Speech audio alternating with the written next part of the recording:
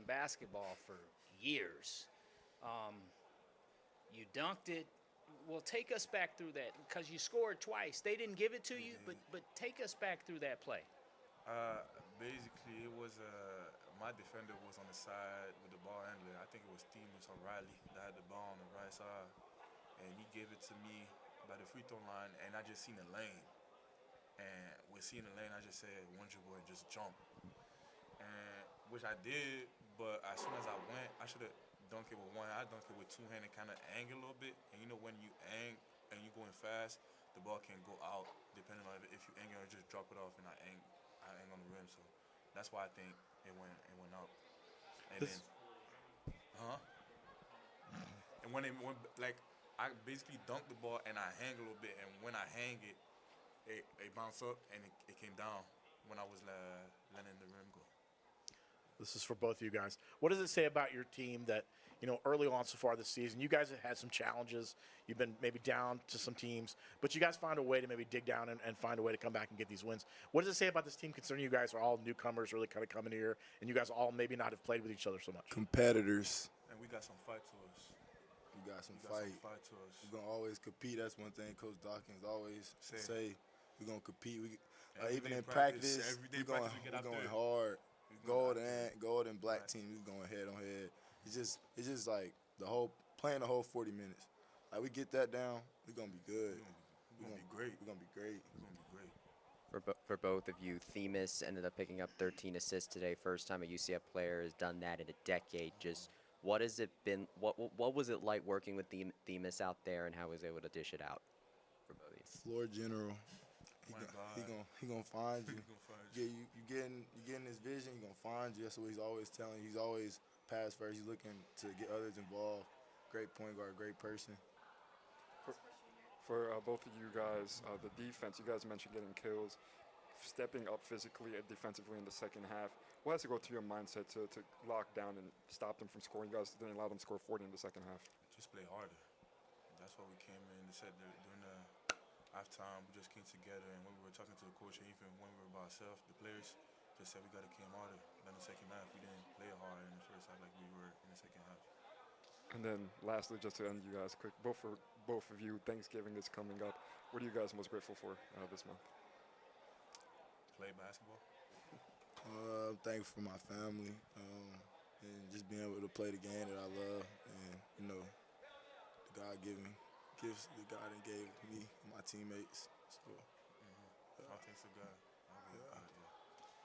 Thank you guys. Thank y'all. I appreciate y'all. All right, thank you guys.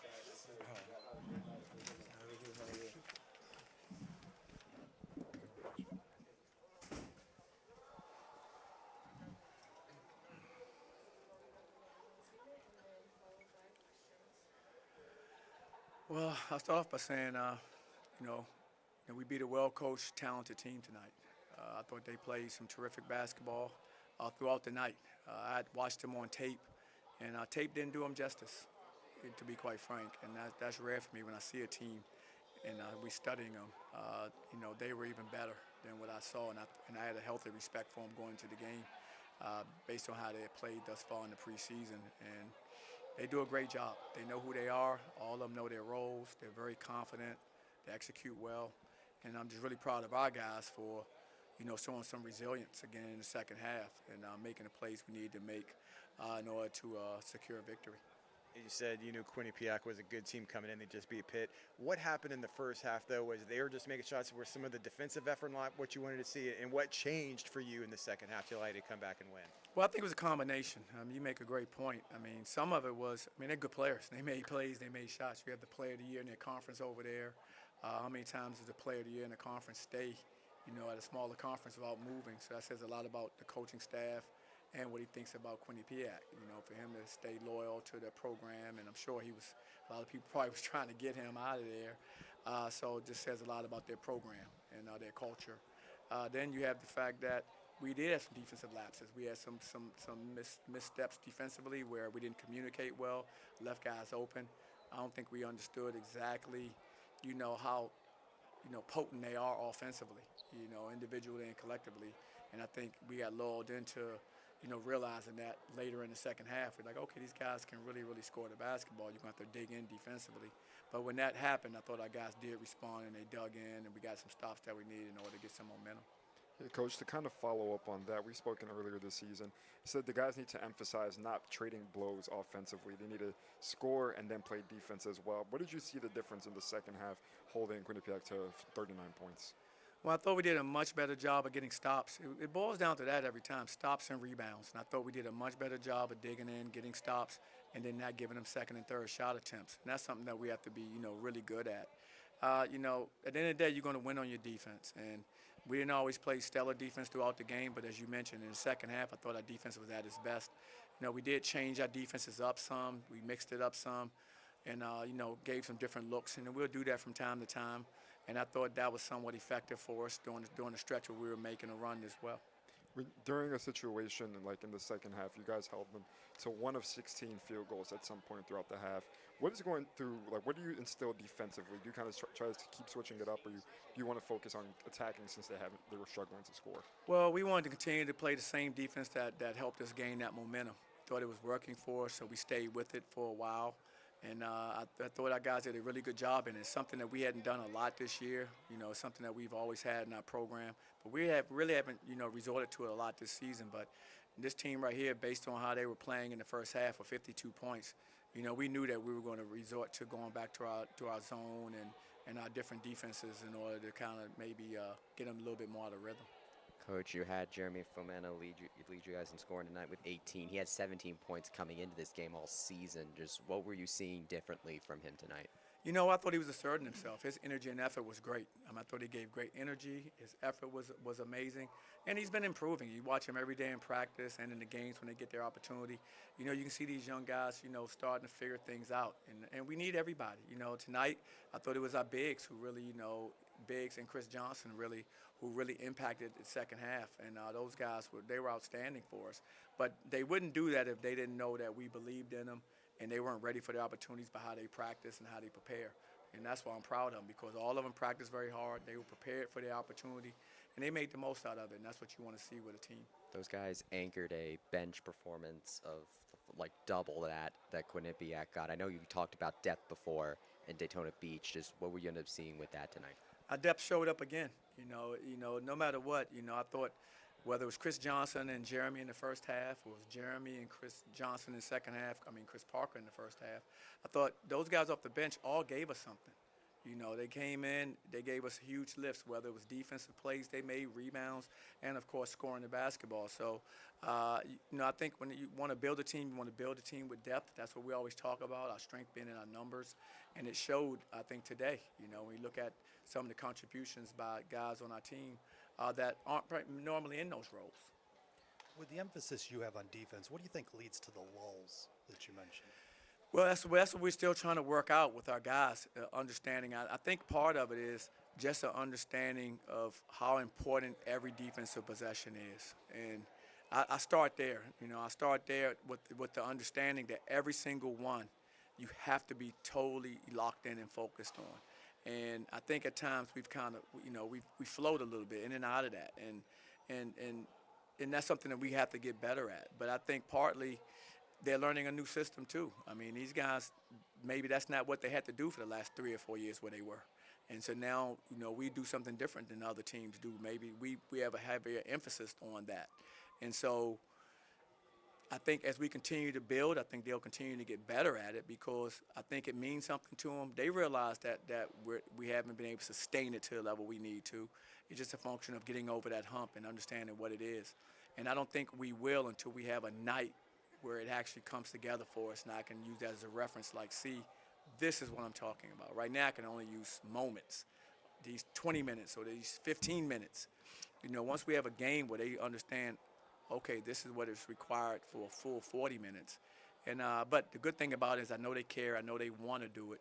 We just have to help them get there. And like I said, any new team, a lot of new personnel, some of these guys maybe weren't required to do those things. Maybe they need them for scoring more, so that's not something they wanted to emphasize as much, because they need them out there to score the basketball. Well, we need them out there to do both in the way we play and at our level, and that's something that we have to get them to.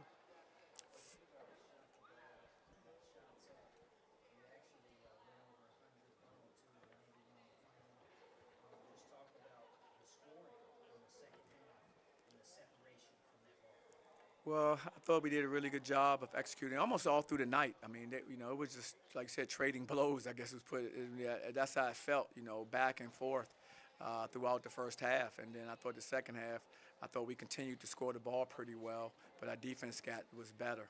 And I thought the guys are really connecting, they're executing well.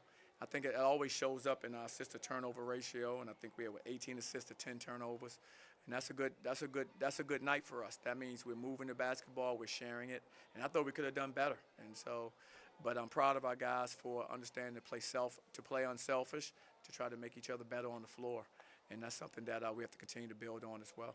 Folks had 13 of those assists, only 3 turnovers, and the way he drives and able to dish it out to get some easy baskets for his teammates. Just talk about his passing game. It seems he's getting more comfortable each game and gives his guys quality, high percentage shots. No, absolutely. I mean, he's a terrific little point guard. He can make guys better. He's a capable scorer. I think you've seen a lot of that in the last 2 or 3 games. He's had 18. He's also had 13 assists in the game. So he's also had 6 rebounds in games. So he's just a winner. He just finds ways to make plays to help your team win. And I think he did again tonight. Tonight his scoring wasn't needed as much. He had guys around him scoring the basketball, and he was a lead facilitator. And so as he continues to learn our system, I think he's only going to continue to get better as well. Coach, we talked earlier in the season about the turnover, and in this game you had a season low. How nice was it to see the turnovers tonight? You don't know how happy that makes me. Anytime we get a season low on turnovers, that's important because that's something we emphasize a lot. The ability to take care of the basketball. And tonight we did a pretty good job of that. I'm never going to be satisfied because I see 10. That means I'm never satisfied. But I thought we did a good job of taking care of it. That's something, like I said, that we've tried to preach to our players the importance of value in every possession. And that's part of value in the possession is taking care of the basketball. So happy that our number was pretty low and the lowest number we've had this season.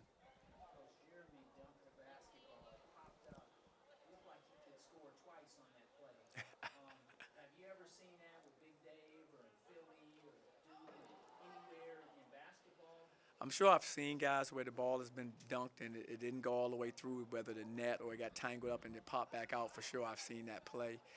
But it has to go all the way through, and it didn't go through. So when he got it back, automatically it's going to be an illegal play for us because he had already held on the rim and snapped the rim down. And so when he got it back, I knew that it was going to end up being their ball. But I wanted to know if it had gotten through enough where it was a counted bucket, and it just wasn't. So I didn't want to challenge it. Johnny, I asked the players this earlier. What does it say about this team? You guys have been challenged at times throughout the early part of the season, whether it's in the second half or first half of this game, for instance. What does it say about this team to be able to rise up and kind of answer that challenge for you and be able to kind of, move forward and have some success? Well, I think I said it earlier. I think, they definitely have shown resilience. I mean, they compete. Whether we're up or down, I never worry about our competitive effort, and that's something that you want to see in a team, especially for, like I said, a team that's just coming together.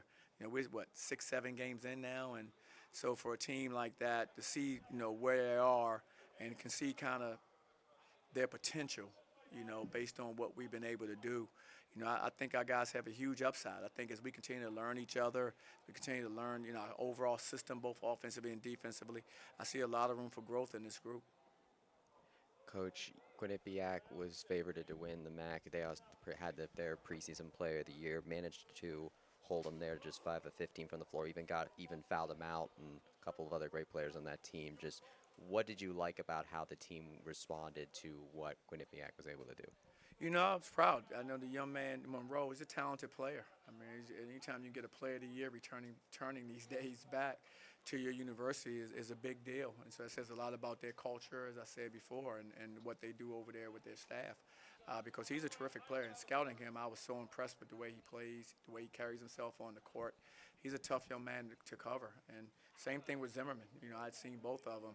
A lot of tape on them, and I was very impressed with how they approached the game. Their level of aggressiveness, they're really good. And Monroe has a chance to play professionally. Based on what I was seeing, watching tape on him. What about as far as drawing fouls and stuff on both ends? Oh, that's what I mean. They're really good. They're very physical players. They play a physical brand of basketball. They both can go off the bounce and create their own shot. it's one thing to catch and shoot, but and they can do that as well. But the ability to be able to go off the bounce and make plays for yourself and others is what separates, I think, both of those guys. Coach Quinnipiac had 8 blocks in this one, but majority of them came in the first half and the early second half. Would you say was it more of an emphasis to finish stronger at the rim, as we saw more dunks and more attacking later on? Definitely. We thought, we weren't going up as strong as we needed to, and we weren't, utilizing shot fakes and things of that nature to get them off balance. We were very predictable with our moves around the basket. And those guys are all, good athletes. And so if you're going to be predictable, they can time what you're going to do, and they can make plays on the ball. And that's what they did time and time again, especially in the first half. Thought we started to learn some things, as the game went on, and we started to be more efficient around the basket. Coach Jeremy Farmina, I know you recruited him several years ago coming out of high school. I mean, how big was it to have a breakout like he had tonight? How big will that be if he can continue to put forth these kind of performances going forward? That'd be huge for us. I mean, as each individual player on our team gets better, we get better. And so to see our bigs, especially Jeremy, the way he played tonight in the second half, especially when we were down, and he helped. He and I thought Chris Johnson were two guys that helped, key that run that we had. And so I was really, really happy for him because how hard he's working. He wants to be a really good player, and he has a chance to be terrific. It's just a function of continuing to work, continue to believe in himself. And, obviously we believe in him or he wouldn't be playing. So I'm happy for him, and hopefully he can continue to build on it. Coach, one last question. With Thanksgiving coming up, what are you most thankful for this year? I'm always thankful for my family. I'm always thankful for my team. Those are two parties that are very, very important to me in my life. And so I've been blessed. I've been blessed to do this for a long time, and I've been blessed to have a beautiful family. And so those are things I'm very, very thankful for at all times. And for everyone else, also, happy Thanksgiving. I hope you guys have a wonderful Thanksgiving day and weekend. All right, thank you, Coach. We appreciate it. All right, guys. Now we're going to bring the team. We're going to have the whole team. It won't be. We have so many people. It won't be at my house, but we're going to bring them all together. What's that dish? You said it was a green bean casserole. There's something you mentioned in the past. What's that favorite dish? The wives and my daughter and the wives, they're going to prepare a feast. They're going to enjoy it. So I think we're going to practice really, really hard that day to make sure that everything goes according. Appreciate it, Coach. See you Saturday, Coach. I got you on Saturday. Oh, okay, great. All right. Gotcha. I appreciate you.